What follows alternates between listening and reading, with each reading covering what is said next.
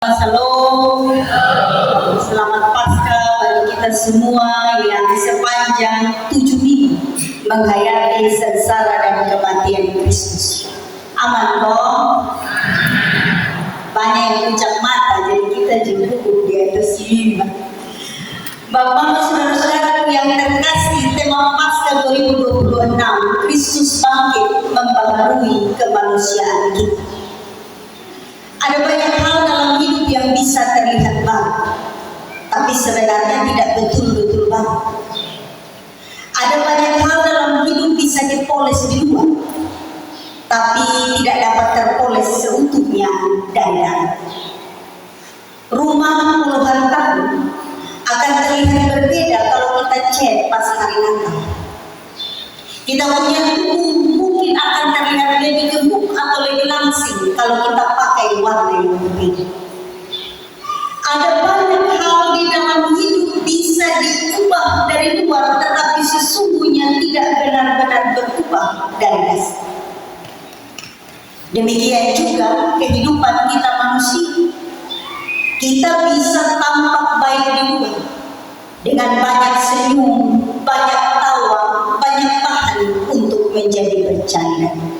Tetapi kita bisa jadi masih menghidupi luka yang lama, bisa jadi masih menghidupi cara berpikir yang lama, kebiasaan yang lama, bahkan mungkin hal-hal yang tidak selesai di masa lalu.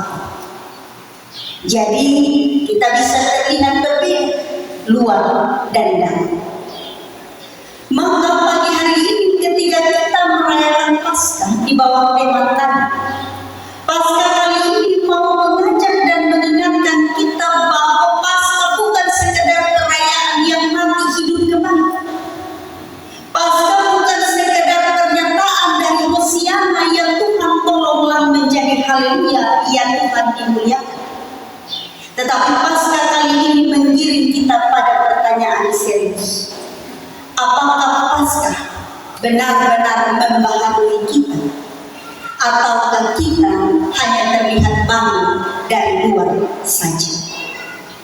Kita merayakan Paskah setiap tahun, tetapi sama seperti pernyataan sebelumnya, kita juga masih membawa kebiasaan-kebiasaan hidup yang lama yang kita bisa sebut bagi diri masing-masing. Kita percaya tentang kebangkitan Yesus, tapi kita tidak selalu hidup sebagai orang yang dibangkitkan. Firman Tuhan hari ini mengajak kita bertanya lebih dalam. Apakah Kristus yang bangkit itu berpengaruh pada hidup kita yang turut dibangkitkan? Kalau kita membaca 2 Korintus 5 ayat 11-21, perkataan-perkataan Rasul Paulus itu dalam.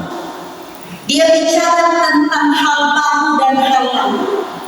Dia bicara tentang hal yang mendatangkan masalah maupun hal yang menghadirkan pendamaian.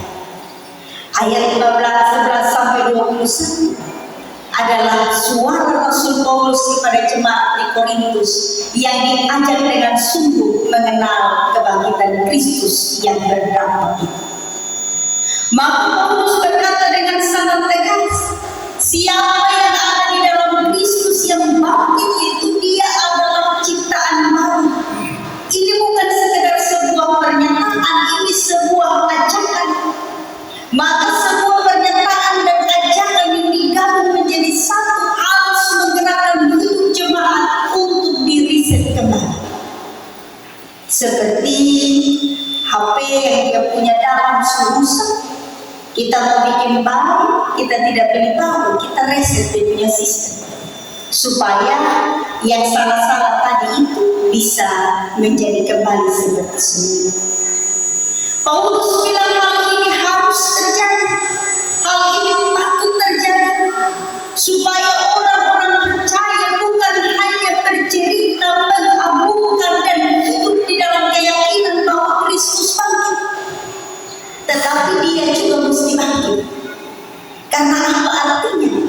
Bicara, merayakan, bernyanyi tentang Kristus yang bangkit, tapi kita mati dalam hidup dan kebiasaan yang lama.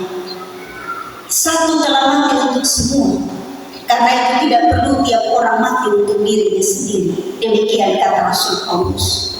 Manusia yang tidak pernah mengorbankan diri bagi dirinya sendiri, apalagi bagi orang lain, sekarang ditebus oleh Dia yang mengorbankan diri untuk semua. Paulus bilang satu mati untuk semua, maka satu bangkit mengajak semua untuk turut bangkit. Kristus disebut sebagai sulung kebangkitan karena Dia yang mampu melakukannya, dan karena Dia bangkit, semua yang dalam tanda petik mati karena dosa bangkit oleh hidup baru. Jadi pasca bukan pasca kalau kita masih hidup di dalam kebiasaan lama. Berarti ukur menurut ukuran manusia, kata Rasul Paulus. Berarti hidup dengan mencari konflik dan perselisihan, kata Paulus. Berarti hidup dengan dikendalikan oleh hawa nafsu, kata Paulus. Sebaliknya, hiduplah menurut ukuran dan kehendak Tuhan. Hiduplah di dalam semangat pendamaian. Hiduplah di dalam penguasaan diri, karena Allah mendamaikan dunia dengan Dia lewat Yesus Kristus. Jadi Paskah bukan sekedar sebuah perayaan karena kemenangan, sebuah perayaan kemenangan yang diiringi dengan pujian, diiringi dengan api obor yang menyala, diiringi dengan kegiatan-kegiatan yang padat. Tapi Paskah itu mesti mengajak orang-orang dalam tanda petik bangkit. Karena sesungguhnya yang mati itu adalah hidup lama yang dilumuri oleh dosa-dosa dunia. Hal yang kedua, kalau kita semua berkomitmen untuk bangkit seperti Kristus yang benar-benar bangkit, orang yang bangkit itu mendapat tugas. Dan tugas itu kata Paulus kepada jemaat di Korintus, kamu menjadi petugas-petugas perdamaian. Jadi kita punya gelar, dan gelar itu padanya melekat tugas. Orang-orang yang hidup di dalam kebangkitan Kristus membangkitkan diri dari dosa dan juga perbuatan-perbuatan lama, sekarang pergi dan menjadi orang-orang yang akan melakukan tugas-tugas pendamaian. Jadi dia tidak berkelahi dosa dengan dirinya sendiri. Dia juga tidak berkelahi dengan dosa dan mencari kesalahan hidup bersama orang lain. Tapi dia menjadi pembawa pesan pendamaian yang hidupnya mengajak orang yang berselisih menjadi berpulih, mengajak orang yang terluka menjadi sembuh, mengajak orang yang berkonflik menjadi berdamai. Itu tugas para duta pendamaian. Maka jemaat Tuhan yang terkasih, itu bagian dari hidup baru orang-orang yang bangkit bersama Kristus.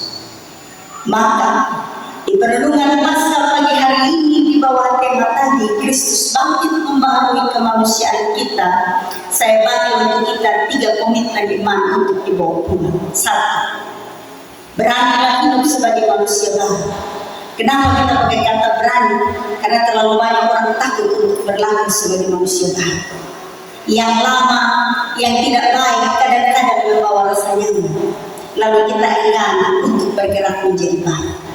Maka kita pakai kata ini, berani menjadi manusia baru, agar kita menantang diri masing-masing untuk tidak bergumul di dalam hidup lama yang berdosa, tidak bergumul di dalam kebiasaan-kebiasaan lama yang berusaha berubah, karena kita bangkit bersama Kristus yang bangkit.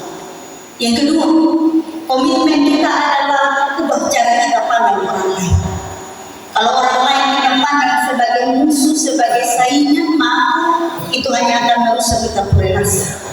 Tapi kalau kita melihat orang lain sebagai bagian sama, sebagai bagian yang dituntut mengerjakan pendamaian, kita akan lihat mereka sebagai milik Kristus yang sama.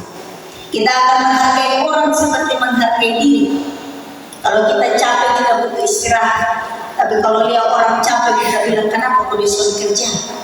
Jadi mari lihat orang seperti lihat diri sendiri, sebagai sama-sama pelaku hal baik. Yang ketiga dan terakhir, jadilah pembawa pendamaian. Dimanapun kita berada, kata-kata juga berpengaruh. Cara berpikir mendorong kita, perilaku menyatakan siapa kita. Jadilah pembawa pendamaian dimanapun kita berada. Karena orang yang bangkit bersama Kristus tidak bangkit untuk tahu soal. orang yang bangkit dengan Kristus bangkit untuk bawa damai kemanapun dia berada.